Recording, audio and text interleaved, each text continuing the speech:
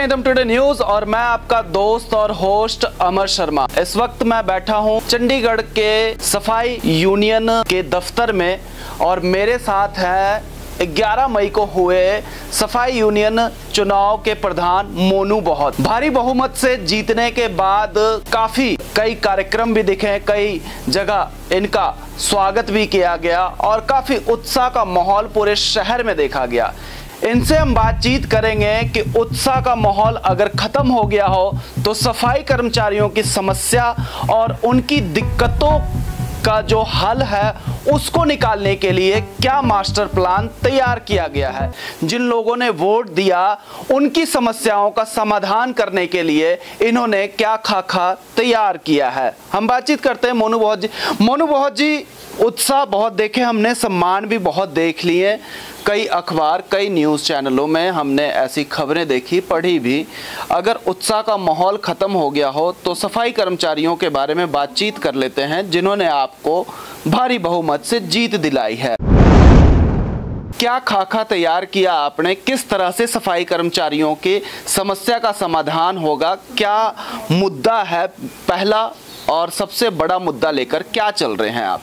Sir पहले तो आपको नमस्कार और आपकी टीम को, और आपका धन्यवाद करूंगा आपकी पूरी टीम का, मेरी टीम की ओर से। सर मुद्दा तो यहाँ पर देखो, हम पहली बार चुनाव जीत के आए हैं और हमने इतने जो सालों से यहाँ प्रधान है, लगातार 8-10 सालों से कृष्ण जी अपना प्रधानी कर रहे थे। मुद्दे बड़े हैं शहर में, सफाई की व्यवस्था बहुत अच्छी है, मगर सफाई व्यवस्था अच्छी होने के बावजूद जो सफाई कर्मचारियों की अपना जो दुर्दशा है वो शायद आप सभी को पता है। यहाँ पर होता क्या है, सफाई कर्मचारियों से काम तो लिया जाता है, जो उनके अपने हक होते हैं वो उनको मिल नहीं पाते, उससे वंचित रह जाते हैं। खासकर यहाँ पर सबसे बड़ा जो मुद्दा है हमारा डेथ केस का, 20-20 वर्षों से हमारे कर्मचारी लगे हुए हैं, आज तक भी उनको पक्का नहीं किया गया है। अभी पीछे कृष्ण कुमार चड्डा जी ने बड़ा जोर शोर लगाया, एक झूठा लिफाफा वो लेके फील्ड में भी घूमे हैं और प्रचार के दिन भी उन्होंने बड़ा कुछ दिखाया कि भाई आप मुझे चुनाव जिताओ और मैं आप लोगों को जो है पक्का करवा दूंगा।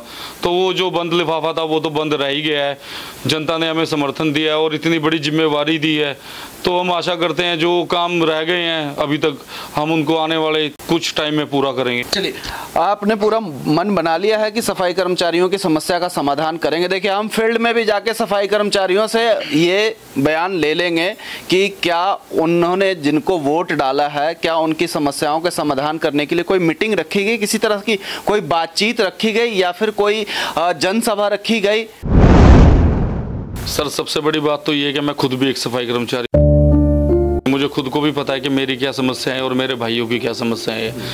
दिक्कत ये है कि यहाँ पर अधिकारी जो हमारे हैं वो हर 3 साल बाद चेंज हो जाते हैं। जब तक उनको पूरी बात का पता चलता है उनका जो है ट्रांसफ़र कर दिया हाँ, ये बहुत बड़ी समस्या है। तो हम भी अभी लगातार जो हमारे पिछले काम पेंडिंग पड़े हैं उसके लिए किसी जनसभा की ज़रूरत नहीं है, कोई हड़ताल की ज़रूरत नहीं है। अगर हमें लगता है कि हड़ताल आखिरी रास्ता होता है, अगर लगता है कि बस स्ट्राइक पे जाएंगे तो वो एक अलग चीज़ है। मगर हमारा जो मेरी जो टीम है, सारी पढ़ी लिखी टीम मेरे साथ जुड़ी हुई है, सभी ने मेरे को बताया भी ये इस तरीके से हमने ये काम करना और उस पर हमने पहले दिन से काम अपना शुरू कर दिया है।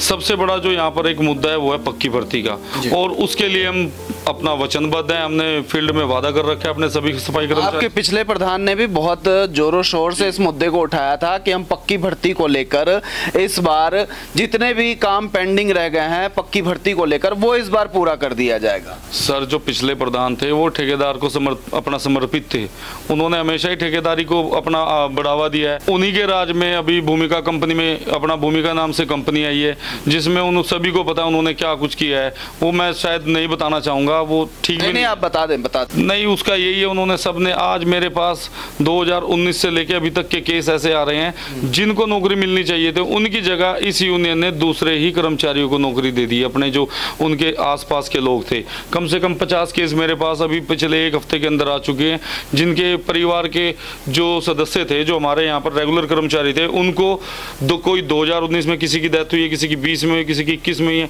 2019 में भी ये भर्ती लेके आए थे ठेकेदारी पे ही, जब भी इन्होंने 300 के लगभग आदमी लगवाए थे।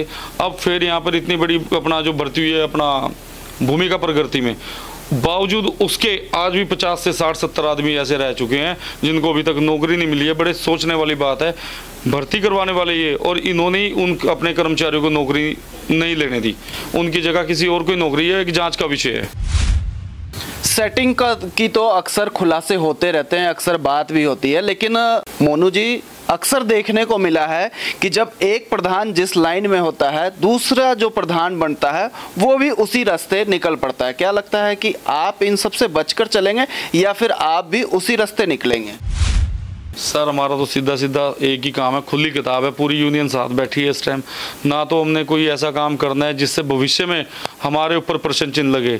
हम चाहते हैं यहाँ पर एक भर्ती हो, अगर पक्की भर्ती होगी तो ये जो आज जो चल रहा है लगाने वाला काम, पैसे लेके या किसी को अपने पर्सनल आदमी को लगवाना है, वो काम ही खत्म हो जाएगा। अगर पक्की भर्ती आई, 2-2.5 हज़ार आदमी यहाँ पे पक्का हो जाता है, तो ये जो ठेकेदारी प्रथा है और ये ठेकेदारी पे लगाना हटाना है, ये तुरंत खत्म हो जाएगा और समाज को भी एक अच्छा मैसेज जाएगा। आपने मोनू बहुत को सुना कि सेटिंग करने के बाद इस तरह का कोई भी काम नहीं होगा, सेटिंग बाजी कुछ भी नहीं होगा। ये वीडियो मैं अपने व्यूअर्स को बोलूंगा कि डाउनलोड करके रखें। अगर ऐसा कोई भी मामला आता है तो सबसे पहले खुलासा इदम टुडे न्यूज इस मामले को लेकर करेगा कि सफाई कर्मचारियों की भर्ती सेटिंग के द्वारा।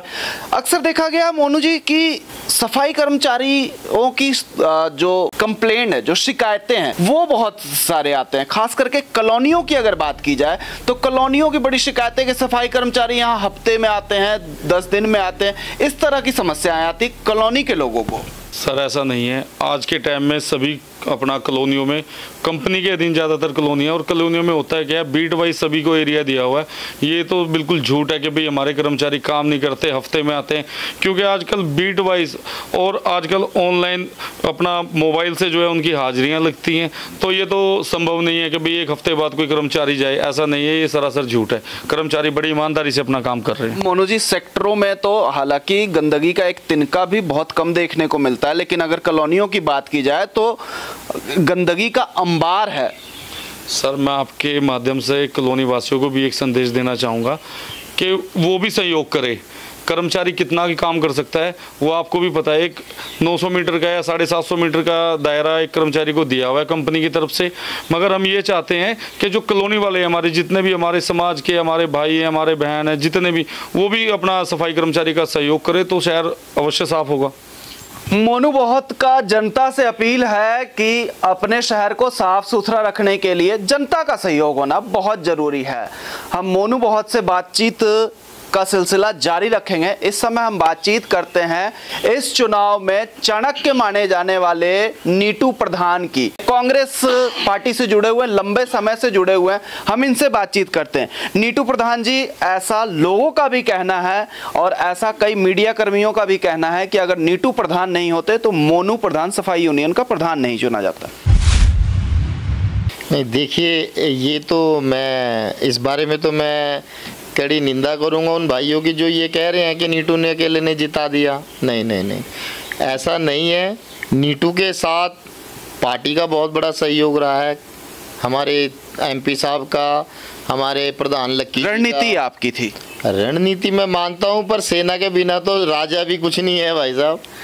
सेना हमारी इतनी सक्षम रही है कि वो चुनाव को, हमें पता है उन्होंने कैसे कैसे एक वर्कर ने मेहनत की है। तो मैं कहूँगा ही नहीं कि मेरी वजह से, अकेले की वजह से चुनाव जीत गए। अगर राजनीतिक विशेषज्ञों की बात करें तो वो भी कहते हैं कि चुनाव जीतने के लिए राजनीति में रणनीति बहुत जरूरी होती है, और इस चुनाव में सफाई यूनियन के प्रधान के चुनाव में आपकी रणनीति बड़ी मजबूत थी।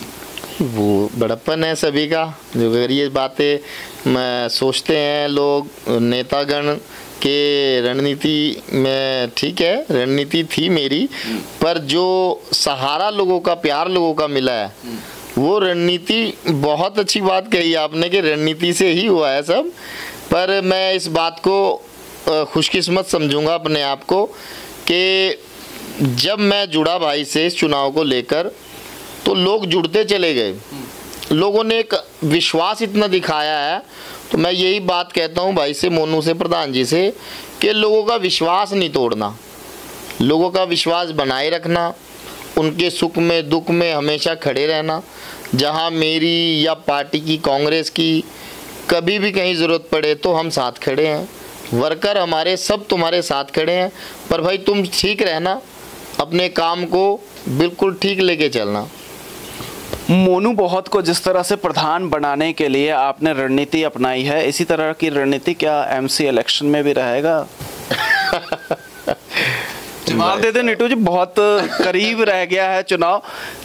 भाई साहब देखिए, ये तो पार्टी का डिसीजन होगा, क्या होगा इसमें हम तो कुछ कह ही नहीं सकते। हम तो पार्टी के सिपाही हैं, जहाँ पे पार्टी ड्यूटी लगा देगी वहाँ पे खड़े हो जाएंगे। अगर वो कहेंगे यहाँ पे भाई दरियाँ इकट्ठी करनी है तुमने, तो हम दरियाँ इकट्ठी करेंगे। अगर कहेंगे चुनाव लड़ना है तो पार्टी के सहयोग से चुनाव भी लड़ लेंगे। हम आपको यहाँ जानकारी दे दें कि नीटू प्रधान की धर्मपत्नी पिछले नगर निगम के चुनाव में खड़ी थी, लेकिन कुछ कारणों से वो हार गई थी। क्या लगता है कि अब वो जो चुनाव था उस हार से आपको कुछ सीख मिली और अब अपनी रणनीति इतनी मजबूत आपने बना ली है कि सफाई यूनियन का एक प्रधान बना दिया है, तो अब लगता है कि वार्ड पार्षद भी आप बनाएंगे? नहीं देखिए भाई साहब, ये तो आप देखेंगे भाई साहब, अगर पार्टी मौका देगी तो जो रणनीति यहाँ पे दिखाई थी वो वहाँ पे मैदान में भी दिखाएंगे। पार्टी तो बिल्कुल मौका देगी। कई तस्वीरें आपकी है दिग्गज नेताओं के, कांग्रेस नेताओं के साथ कई तस्वीरें आपकी सोशल मीडिया पर देखी जा सकती है, तो पार्टी तो बिल्कुल आपके साथ है। चलिए देखते हैं, वो समय बताएगा। कई बार दिखता कुछ है, होता कुछ है। मोनू बहुत को उतारा है आपने प्रधान में, रणनीति आपकी थी। क्या लगता है कि जिस तरह की समस्याएं पहले से आ रही थी सफाई कर्मचारियों को लेकर, कई अखबारों में सुर्खियां बनी रहती है कि आज सफाई कर्मचारियों ने इस मुद्दे को लेकर यहां प्रदर्शन किया, नगर निगम का घेराव किया, ऐसी कई समस्याएं देखने को मिलती है, तो क्या लगता है उन समस्याओं का समाधान करने में सक्षम इस बार होंगे मोनू बहुत? बिल्कुल होंगे। क्यों, हमें अपना सांसद हमारे मनीष तिवारी जी एक बड़े सुझारू नेता हैं, सुलझे हुए इंसान हैं वो, तो मुझे नहीं लगता कि हमें प्रदर्शन करने की ज़रूरत पड़ेगी कामों को लेकर। सफाई कर्मचारियों के कामों को लेकर मुझे नहीं लगता कि हम रोड पे बैठने की भी ज़रूरत पड़ेगी या प्रदर्शन करना पड़ेगा, तो काम अच्छे से हो जाएंगे। पार्टी का हाथ है सर। तो मोनू बहुत जी, लगता है कि इस बार जो सफाई कर्मचारी हैं वो प्रदर्शन से बचते हुए नजर आएंगे और अपने काम में ध्यान देंगे? सर कर्मचारी तो हमारे पहले से काम में अपना ध्यान दे रहे हैं। प्रदर्शन भी कई बार हो चुके हैं। प्रदर्शन सर वो इसलिए होते थे, जो पुराने नेता लोग थे हमारी सफाई कर्मचारियों का, वो क्या करते थे, इस्तेमाल करते थे इनकी ताकत का, इन लोगों को इकट्ठा कर लेना अपनी जेब भरने के लिए, अपना दबदबा वहाँ दिखाने के लिए। हम जब भी अगर ऐसा कुछ टाइम आया तो हम जब भी आवाज़ उठाएंगे, कर्मचारियों के लिए आवाज़ उठाएंगे, उनके हकों के लिए आवाज़ उठाएंगे, ना कि अपने लिए आवाज़ उठाएंगे। इस चीज़ के लिए हम वचनबद्ध हैं सर। चलिए, मोनू बहुत जी वचनबद्ध है इस मामले को लेकर। एक बार फिर से मैं अपने व्यूवर्स को कहूंगा कि इस वीडियो को संभाल कर रखें, वीडियो को डाउनलोड कर लें। अगर सफाई कर्मचारियों की किसी समस्या अगर आती है तो सबसे पहले इदम टुडे न्यूज़ उस खबर को दिखाएगा।